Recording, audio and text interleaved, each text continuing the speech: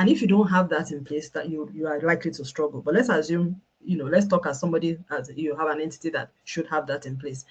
What should happen is that there should be a crisis management team already activated. That crisis management team needs to be led by the MD of the company.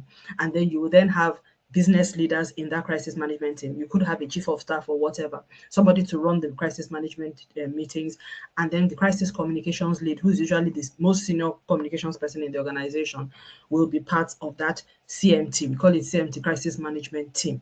Now, the CMT needs to have had a crisis management framework that had been developed, a governance framework that determines the roles and responsibilities of everybody on that CMT. They have gone through training, they have done crisis simulations, so everybody knows what they're supposed to do. Now, the crisis communications leader is a part of that CMT. But there's also the crisis communications leader will also have their own crisis communications team separately taking instructions based on the mandate from the CMT. Now, let's run down all the things I have in this first list. I'm comparing the two between crisis management and crisis communication. So the management of a crisis is not communications responsibility.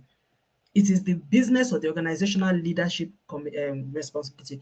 For instance, if it's a bank that has a crisis, it's the MD of the bank that has the single point accountability for managing that crisis. Communication supports the management of the crisis. Do you understand what I'm saying? But the management is a business-led activity, responsibility, and accountability.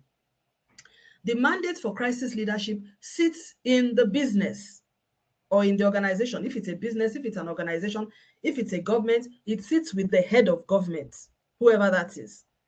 If there's a financial crisis in Nigeria, I mean, of course, in politics, we know that. If there's whatever crisis, economic crisis, health crisis, environmental crisis, if it's contained at a local level, it's the state governor